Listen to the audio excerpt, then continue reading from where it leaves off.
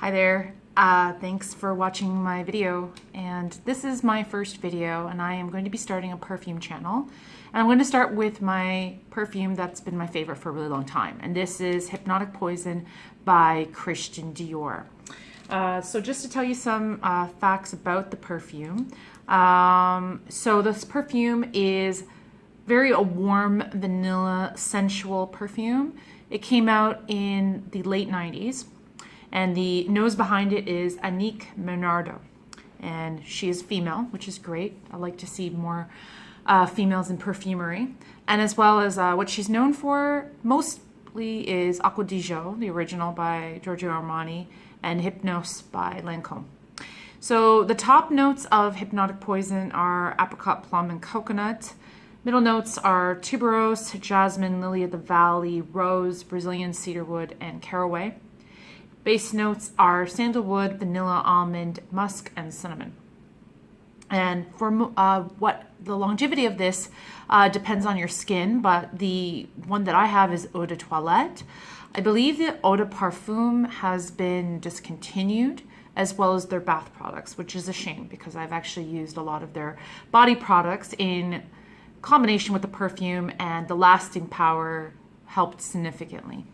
So this perfume has been my favorite for quite a long time. One of the things about it that really intrigued me was the bottle.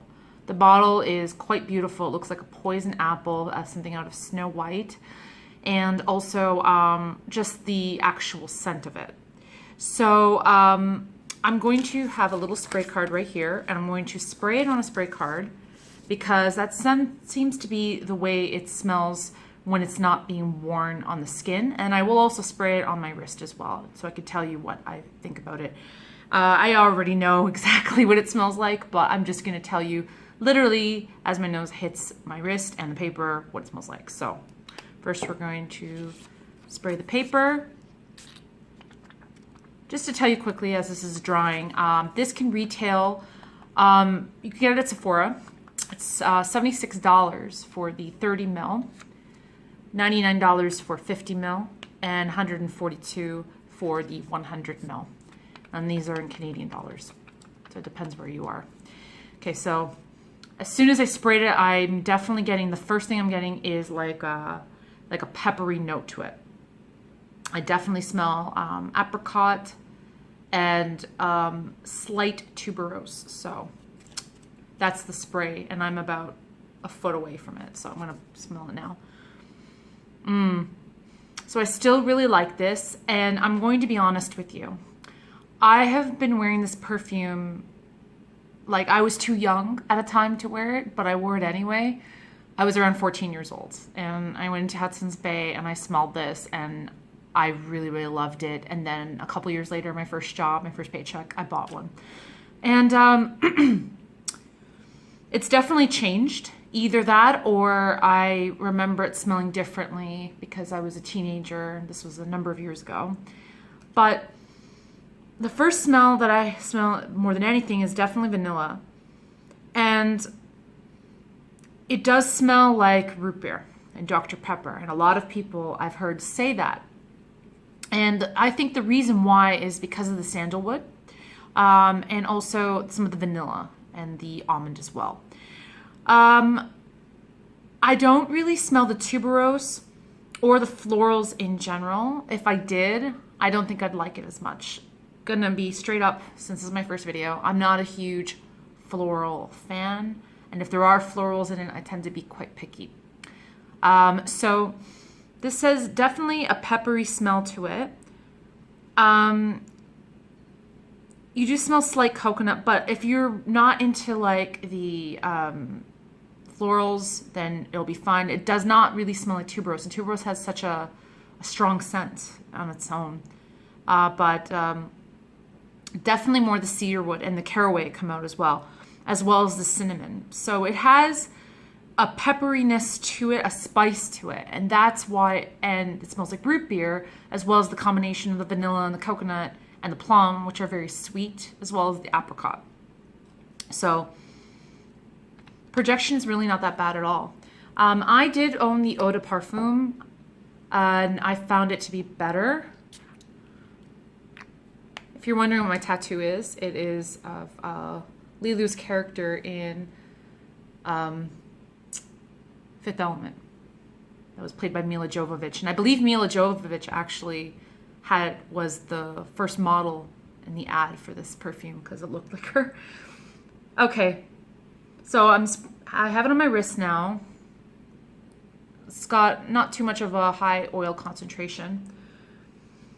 And it definitely smells a lot sweeter on my skin. And that's, I think, what really attracted me to it. Because when I noticed that, me personally, I liked things a lot sweeter when I was a child, when I was a teenager, as I do now. Now my taste has definitely varied, especially in working in perfume. It's expanded for sure. But yeah, it smells sweeter on me. Definitely smells more of the plum, and it has this like darkness about it. It's really like it kind of has this gothy vibe to it. Just the bottle itself, yeah, and how it like kind of fades a little bit from dark to light. Looks good with my black nails. So this perfume definitely has a darkness to it. I would say definitely more for a nighttime fragrance, cooler weather for sure.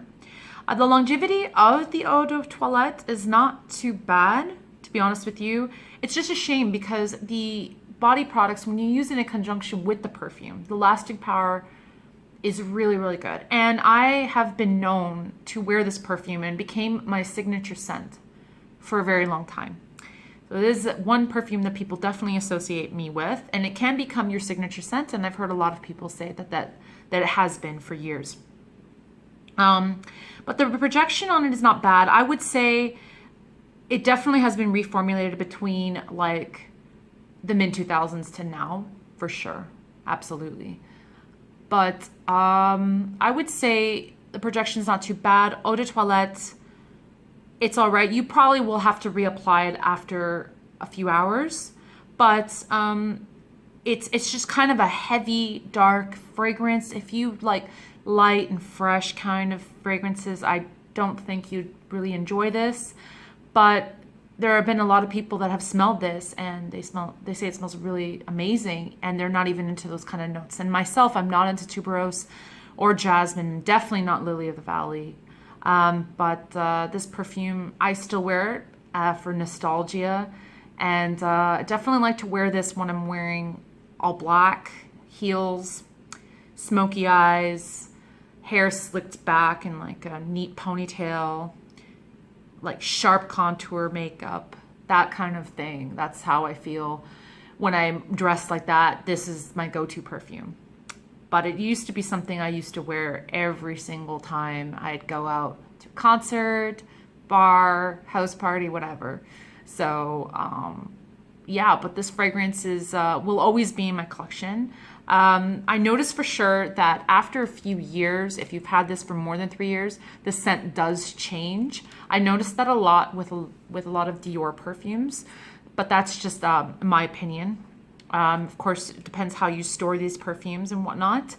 But my advice to you is to always get it from a retailer like Sephora or a department store, because on the bottom of it, you're going to see this number here, and it's a lot code.